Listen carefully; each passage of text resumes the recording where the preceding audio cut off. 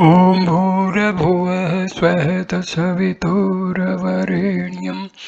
भर्गो देवस्य धीमहि धियो यो नः प्रचोदयात्.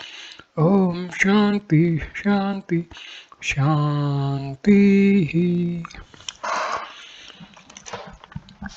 This is video number 5 on Bhagwan Sri Ramana Maharshi's views on the self-inquiry. In this video, I am going to start the heading Eradicate the sense of doership. If one has formed oneself, the world and God also will appear to have form. But if one is formless, who is it that sees those forms, and how? Without the eye, can any object be seen? The seeing self is the eye, and that eye is the eye of infinity. As long as a man is the doer, he also reaps the fruit of his deeds.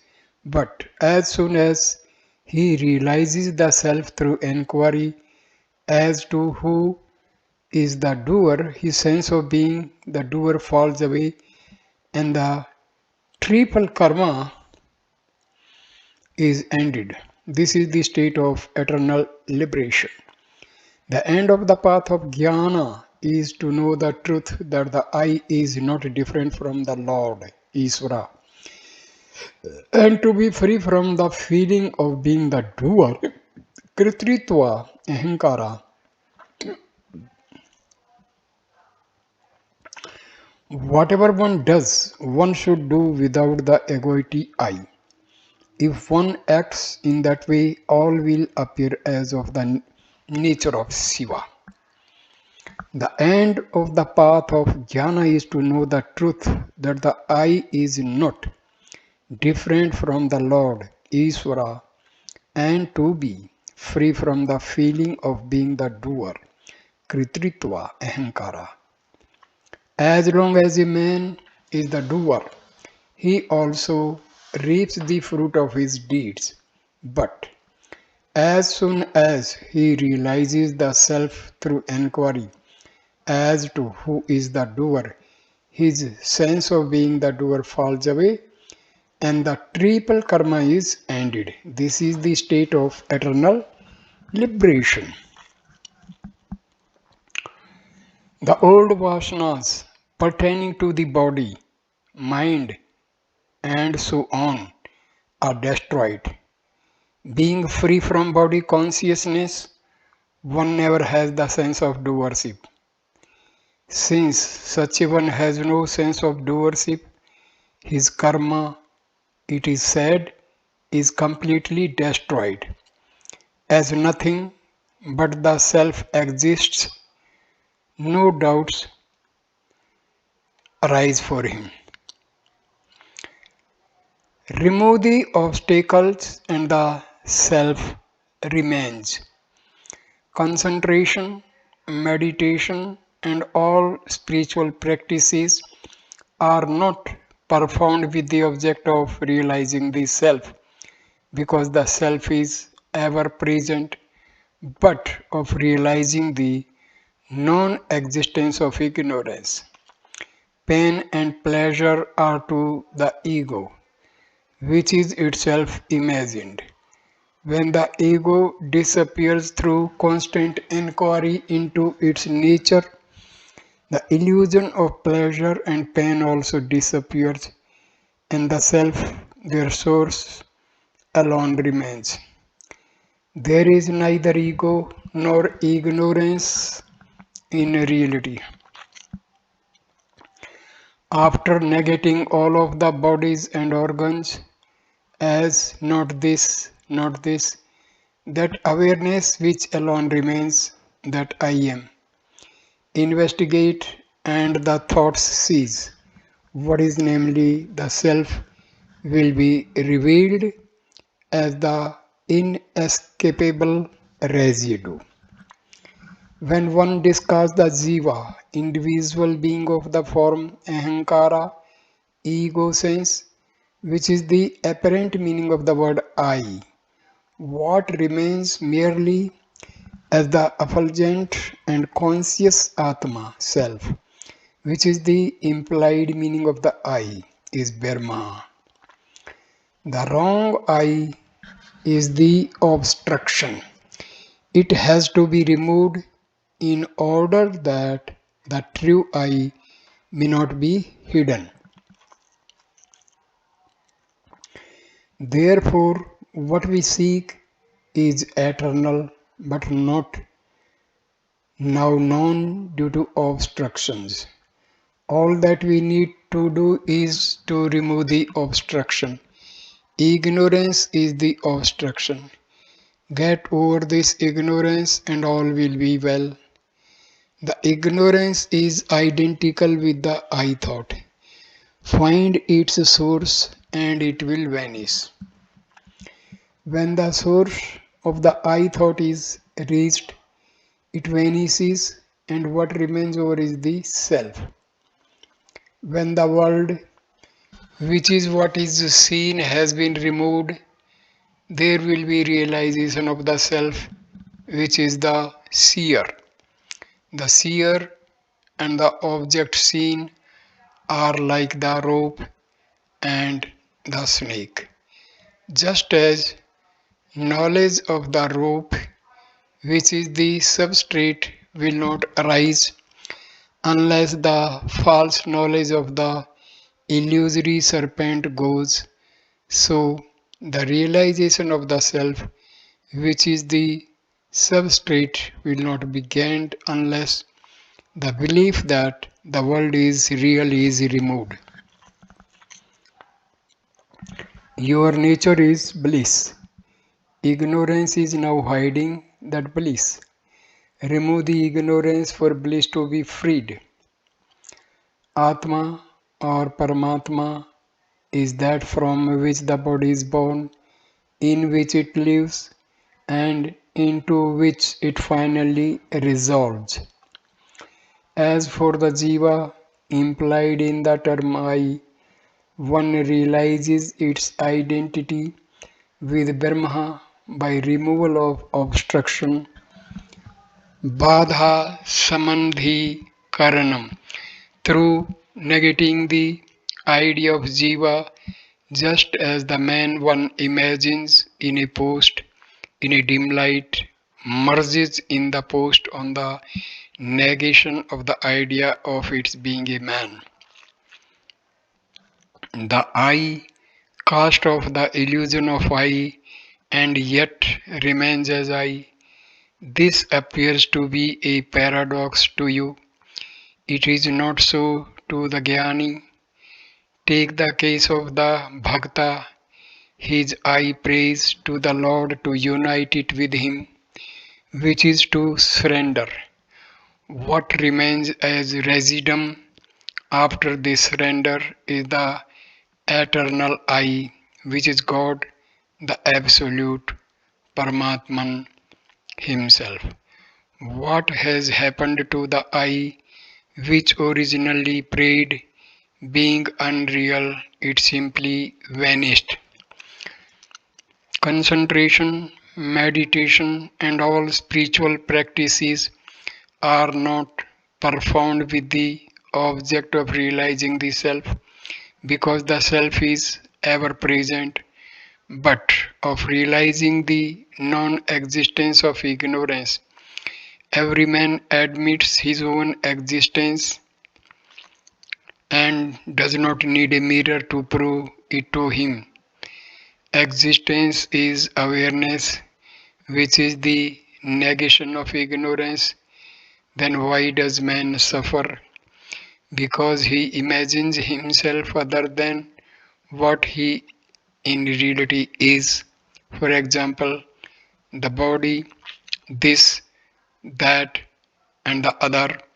I am Gopal, son of Parshuram, father of Natation, etc.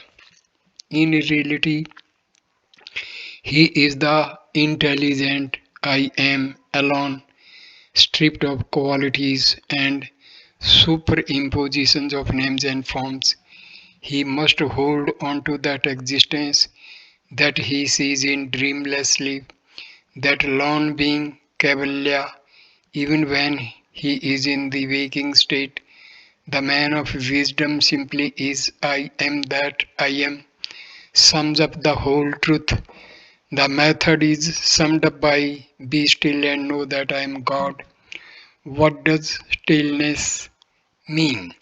Cessation of thinking, which is the universe of forms, colors, qualities, time, space, all concepts and percepts whatever. It is false to speak of realization. What is there to realize it? The real is as it is ever. How to realize it?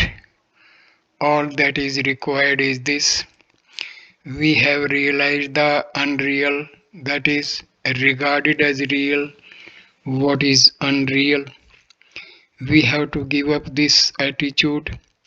That's all that is required for us to attain jnana. We are not creating anything new or achieving something which we did not have before. The illustration given in the books is this. We dig a well and create a huge pit. The akasa, space in the pit or well, has not been created by us. We have just removed the earth which was filling the akasa there.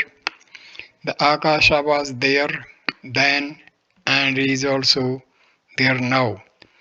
Similarly, we have simply to throw out all the age-long sanskaras, innate tendencies which are inside us. When all of them have been given up, the self will shine alone. Stop the thoughts which are your enemy, and the mind will remain as your pure being, the immortal I. The real is ever present, like the screen on which all the movie pictures move.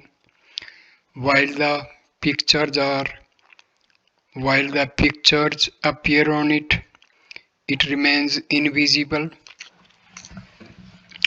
Stop the pictures and the screen, which has all along been present. In fact, the only object that has existed throughout will become clear. All these universes, humans, objects, thoughts, and events are merely pictures moving on the screen of pure consciousness, which alone is real. Shapes and phenomena pass away, but consciousness remains ever. You must distinguish between the I, pure in itself, and the I thought.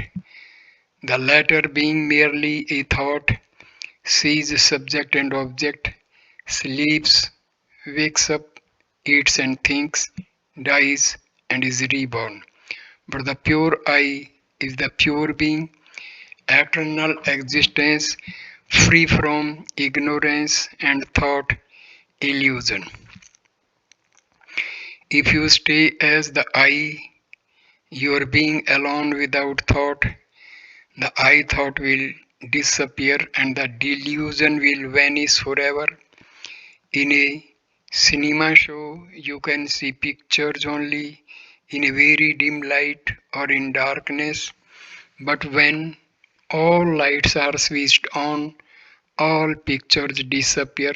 So also, in the floodlight of the Supreme Atma, all objects disappear. As the self of a person who tries to attain self-realization is not different from him and as there is nothing other than or superior to him to be attained by him. Self realization being only the realization of one's own nature, the seeker of liberation realizes without doubts or misconceptions his real nature by distinguishing the eternal from the transient and never swerves from his natural state. This is known as the practice of knowledge. This is the enquiry leading to self realization.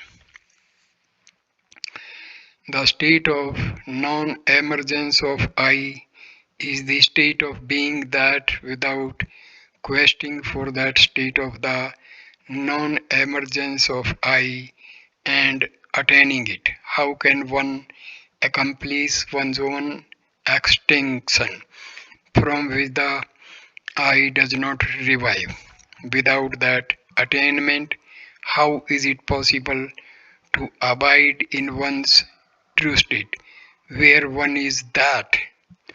The mental states are of two kinds. One is the natural state, and the other is the transformation into forms or objects. The first is the truth, and the other is according to the doer, Kartrutantra. Kartrutantra. When the latter perishes, Jale Karta reneweth like the clearing nut paste in water. The former will remain over. Abide as the self. You need not eliminate the wrong I. All that you need do is to find out its origin and abide there. All you have to do is to find its source and abide in it as your real self. To inhere in one's own being, where the I or ego is dead, is the perfect state. Liberation is only to remain aware of the self. To know the self is to be the self. As there are not two separate selves, this state is Tanmaya Nishta, abiding as that. Ahankar is Buddhi, creation, God, Mahatmas, world, the not self at all. Why not remain yourself and be in peace? If one resorts to contemplation of the self unintermittently until the self is gained, that alone would do. What is essential in any sadhana practice is to try to bring back the running mind and fix it on one thing only. Why then should it not be brought back and fixed in self attention? That alone is self enquiry, Atma Vichara. That is all that is to be done. The I consciousness is a prelude to self realization. When it becomes permanent, sahaja, it is self realization, liberation. Knowing the self is being the self. To know the self is to be the self. As there are not two separate selves, this state is Tanmayanistha, abiding as that. When one's true nature is known, then there is being without beginning and end. It is unbroken awareness bliss. To be the self that you really are is the only means to realize the bliss that is ever yours. To remain as the self is not difficult.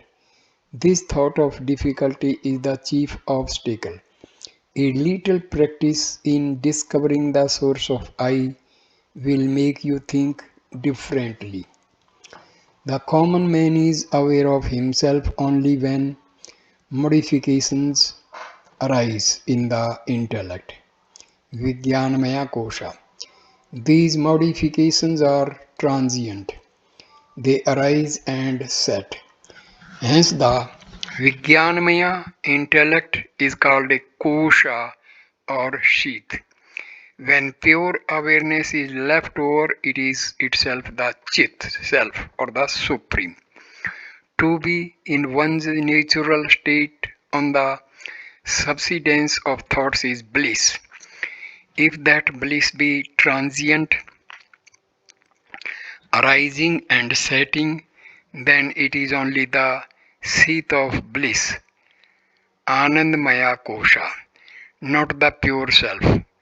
What is needed is to fix the attention on the pure I after the subsidence of all thoughts and not to lose hold of it. This has to be described as an extremely subtle thought, else it cannot be spoken of at all. Since it is no other than the real self, who is to speak of it, to whom and how? This is well explained in the Kavalium and the Viveka Chudamani. Thus, though in sleep the awareness of the self is not lost, the ignorance of the jiva is not affected by it. For this ignorance to be destroyed, this subtle state of mind, Virtijnanam, is necessary. In the sunshine, cotton does not burn, but if the cotton be placed under a lens, it catches fire and is consumed by the rays of the sun passing through the lens. So too, though the awareness of the self is present at all times, it is not inimical to ignorance. If by meditation the subtle state of thought is won, then ignorance is destroyed. Also in Viveka Chodamani, Ativa Suksman Paramatma Tattvam Na Sathula Drashtaya. The exceedingly subtle Supreme Self cannot be seen by the gross eye, and the Isa Swam Jyotir Shesa Sakshi. This is self-shining and witnesses all. It is important for one who is established in his self-Atmanistha to see that he does not swerve in the least from this absorption. By swerving from his true nature, he may see before him bright effulgences, etc., or hear unusual sounds, or regard as real the visions of gods appearing within or outside himself. He should not be deceived by these and forget himself. One should not identify oneself with appearances. One should never relinquish one's self. This is the proper means for destruction of the mind, manunasha, which is of the nature of seeing the body as self, and which is the cause of all the aforesaid obstacles. Because God remains of the nature of the self, shining as I in the heart, because the scriptures declare that thought itself is bondage. The best discipline is to stay quiescent without ever forgetting Him, God, the Self. After resolving in Him, the mind which is of the form of the I thought, no matter by what means. This is the conclusive teaching of the scriptures.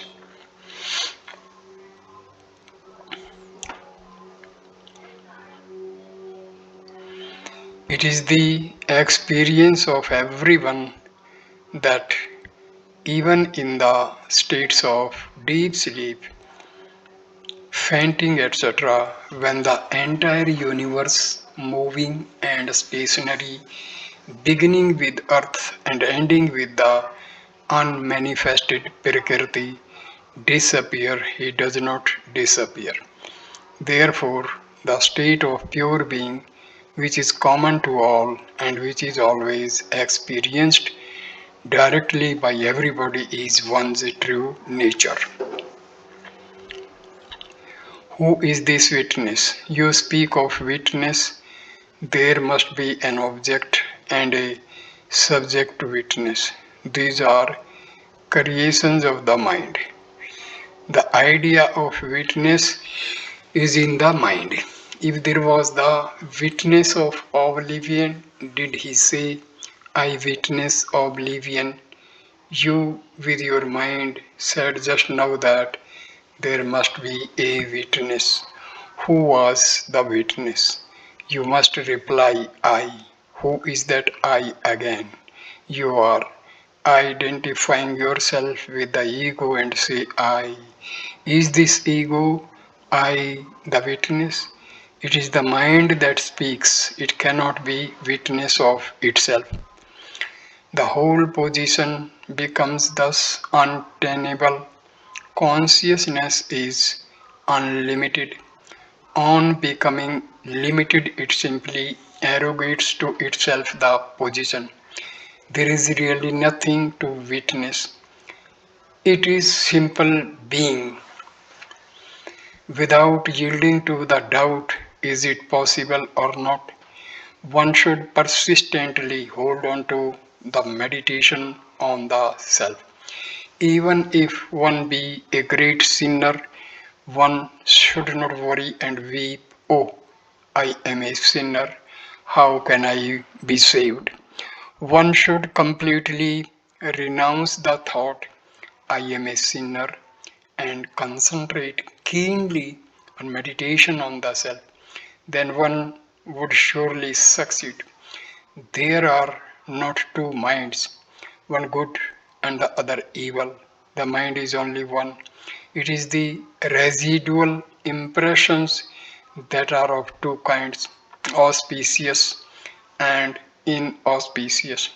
When the mind is under the influence of auspicious impressions, it is called good, and when it is under the influence of inauspicious impressions, it is regarded as evil. One should not give room in the mind for such thoughts as, is this good or is that good? Can this be done or can that be done? One should be vigilant even before such thoughts arise and make the mind stay in its native state. If any little room is given, such a disturbed mind will do harm to us while posing as our friend, like the foe appearing to be a friend. It will topple us down. Is it not because one forgets one's self that such thoughts arise and cause more and more evil?